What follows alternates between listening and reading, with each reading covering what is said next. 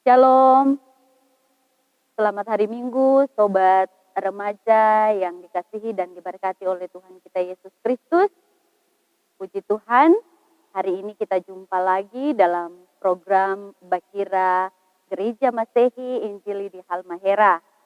Dan di saat ini kita akan bersama-sama belajar dari firman Tuhan yang akan kita pelajari bersama dari Kitab Kisah Para Rasul, pasalnya yang ke-9 ayat 1 sampai pada ayatnya yang ke-18. Dan untuk itu, sebelum kita membaca dan belajar dari firman Tuhan, kita berdoa. Mari berdoa. Terima kasih Tuhan Yesus untuk kasih dan anugerah-Mu yang sungguh luar biasa dalam kehidupan kami.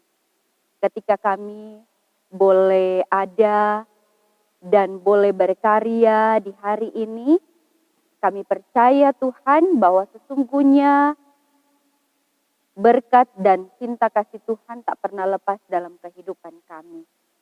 Di hari Minggu yang indah dan penuh sukacita ini, kami rindu untuk belajar dari firman-Mu. Biarlah ya Tuhan, Engkau mau memperlengkapi kami dan Roh Kudus Tuhan memberikan kami hikmat agar kami bisa belajar dari firman-Mu, dan apa yang kami pelajari ini itu bisa bermanfaat bagi kami di dalam kehidupan kami sebagai anak-anak remaja Gereja Masehi Injili di Halmahera. Kami percaya Tuhan, ketika Tuhan bersama dengan kami, maka segala hal yang kami lakukan ada dalam kendali Tuhan. Semua itu demi kebaikan dan untuk pertumbuhan rohani kami sebagai anak-anak remaja yang ada di Gereja Masehi Injili di Halmahera. Terima kasih Tuhan Yesus. Berfirmanlah kepada kami karena kami siap mendengarkan firman-Mu. Dalam nama Yesus Kristus kami berdoa. Amin. Sobat remaja yang dikasihi dan diberkati oleh Tuhan kita Yesus Kristus. Hari ini kita akan belajar dari firman Tuhan dari Kisah Para Rasul pasal 9 ayat 1 sampai yang ke-18. Oleh Lembaga Alkitab Indonesia diberi judul Saulus bertobat. Demikian firman Tuhan. Sementara itu berkobar-kobar hati Saulus untuk mengancam dan membunuh murid-murid Tuhan. Ia menghadap imam besar dan meminta surat kuasa daripadanya untuk dibawa kepada majelis-majelis Yahudi di Damsyik, supaya jika ia menemukan laki-laki atau perempuan yang mengikuti jalan Tuhan, ia menangkap mereka dan membawa mereka ke Yerusalem.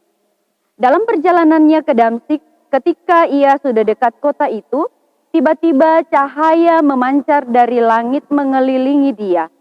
Ia rebah ke tanah dan kedengaranlah olehnya suatu suara yang berkata kepadanya, "Saulus, Saulus, mengapakah engkau menganiaya aku?" Jawab Saulus, "Siapakah engkau Tuhan?" Katanya, "Akulah Yesus yang kau aniaya itu. Tetapi bangunlah dan pergilah ke dalam kota, di sana akan dikatakan kepadamu apa yang harus kau perbuat." Maka termangu-mangulah teman-temannya seperjalanan, karena mereka memang mendengar suara itu, tetapi tidak melihat seorang juga pun. Saulus bangun dan berdiri, lalu membuka matanya, tetapi ia tidak dapat melihat apa-apa. Mereka harus menuntun dia masuk ke Damsyik. 3 hari lamanya ia tidak dapat melihat, dan 3 hari lamanya ia tidak makan dan minum. Di Damsyik ada seorang murid Tuhan bernama Ananias. Firman Tuhan kepadanya dalam satu penglihatan. "Ananias," jawabnya, "Ini aku Tuhan." Firman Tuhan, "Mari, pergilah ke jalan yang bernama Jalan Lurus, dan carilah di rumah Yudas seorang dari Tarsus yang bernama Saulus. Ia sekarang berdoa, dan dalam satu penglihatan ia melihat bahwa seorang yang bernama Ananias masuk ke dalam dan menumpangkan tangannya ke atasnya, supaya ia dapat melihat lagi." Jawab Ananias, "Tuhan, Dari banyak orang telah kudengar tentang orang itu, betapa banyaknya kejahatan yang dilakukannya terhadap orang-orang kudusmu di Yerusalem. Dan ia datang kemari dengan kuasa penuh dari imam-imam kepala untuk menangkap semua orang yang memanggil namamu. Tetapi firman Tuhan kepadanya, pergilah, sebab orang ini adalah alat pilihan bagiku untuk memberitakan namaku kepada bangsa-bangsa lain, serta raja-raja dan orang-orang Israel. Aku sendiri akan menunjukkan kepadanya betapa banyak penderitaan yang harus ia tanggung oleh karena namaku. Lalu pergilah Ananias ke situ dan masuk ke rumah itu.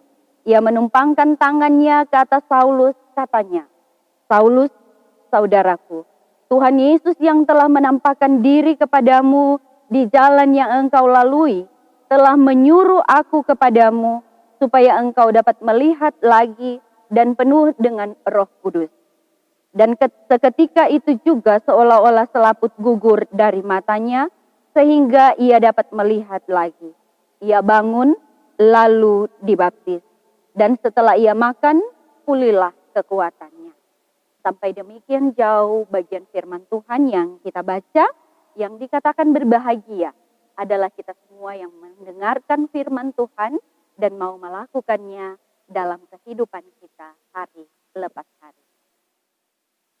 Sobat remaja yang dikasihi dan diberkati oleh Tuhan kita Yesus Kristus, hari ini kita belajar dari bagian firman Tuhan yang sudah kita baca bersama. Yang pastinya ketika kita akan melakukan sebuah perjalanan, tentunya kita akan menetapkan tujuan dari perjalanan tersebut. Dan ketika perjalanan itu kita lakukan, saat kita salah jalan, apa yang akan kita lakukan? Tentunya sebagai orang yang tahu tujuan yang tepat yang akan ia lakukan adalah berbalik dan memilih jalan yang benar atau jalan yang tepat untuk mencapai tujuan tersebut. Tetapi kalau orang tidak berpikir untuk tujuan yang tepat, maka dia akan melanjutkan perjalanan tersebut. Nah, dalam Alkitab ada berbicara tentang metanoia atau yang disebut artinya perubahan pikiran. Nah, cerita firman Tuhan kita di hari ini menceritakan tentang bagaimana seorang Saulus yang dulunya adalah seorang yang tidak suka dengan murid-murid Tuhan Yesus, tetapi ketika dia melakukan satu perjalanan ke Damsyik, dia melakukan perjalanan ke Damsyik dengan tujuan untuk menangkap orang-orang yang percaya kepada Tuhan Yesus, untuk menangkap murid-murid Tuhan Yesus. Tetapi pada saat di tengah perjalanan, dia dihalau oleh sebuah sinar yang menyilaukan matanya sehingga akhirnya dia rebah ke tanah. Dan pada akhirnya, disitulah Tuhan memanggil Saulus untuk menjadi murid Tuhan. Untuk menjadi alat bagi kesaksian nama Tuhan. Nah, sobat remaja yang dikasihi dan diberkati oleh Tuhan kita Yesus Kristus. Cerita ini menggambarkan bagaimana Saulus yang awalnya punya pemikiran yang sesungguhnya tidak mau untuk mengikuti Yesus dan tidak percaya kepada Yesus. Dan bahkan awal pikirannya akan membunuh, bahkan menangkap orang-orang yang percaya kepada Tuhan Yesus. Tetapi ketika Tuhan Yesus memanggil dia, Tuhan Yesus memakai dia, akhirnya dia mengubah pikirannya. Inilah yang disebut dengan metanoia atau perubahan pikiran. Nah, sebagai remaja Kristen, remaja yang takut akan Tuhan, remaja yang dibentuk melalui firman Tuhan, kita diajarkan untuk mengalami metanoia, untuk mengalami perubahan hidup seperti yang dialami oleh Saulus. Saulus mengalami perubahan hidup yang dulunya dia tidak mengenal Tuhan, dia membenci Tuhan. Tetapi ketika Tuhan memakai dia, Tuhan memanggil dia, maka dia mengalami perubahan hidup menjadi seseorang yang mau melayani Tuhan. Demikian juga dengan kita sebagai remaja-remaja Kristen. Remaja yang mengaku percaya kepada Tuhan. Tentunya dalam kehidupan kita sebagai remaja yang pasti kita pernah melakukan hal-hal yang tidak baik. Kita pernah mengejek teman. Bahkan kita pernah menyakiti hati sesama kita. Kita pernah berkelahi. Bahkan kita pernah mengeluarkan kata-kata kasar. Tetapi kalau kita mau mengalami perubahan hidup, kita mengundang Tuhan dalam kehidupan kita. Karena tanpa Tuhan dalam hidup kita, maka kita tidak akan mengalami perubahan hidup itu. Kita ingin menjadi baik.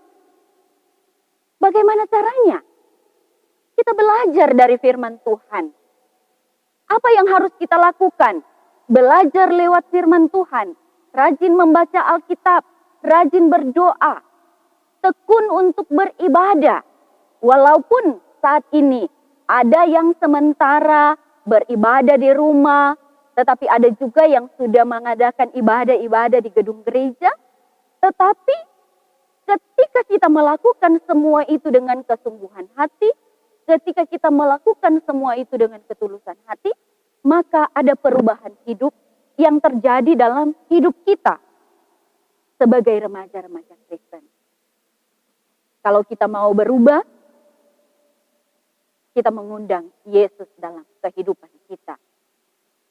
Perubahan hidup penting bagi hidup kita. Sehingga kita boleh bertumbuh menjadi anak remaja yang takut akan Tuhan. Anak remaja yang sungguh-sungguh percaya kepada Tuhan. Remaja yang sungguh-sungguh punya kualitas hidup di dalam Tuhan. Karena itu, mari kita semua sebagai remaja-remaja Kristen, kakak-kakak pengasuh, bahkan remaja-remaja Kristen, kita akan mengalami perubahan hidup bersama dengan Tuhan. Mari berubah, dan perubahan itu akan membentuk kita ke arah yang lebih baik. Karena Tuhan yang selalu ada bersama dengan kita dalam setiap langkah kehidupan kita. Tuhan Yesus memberkati kita semua.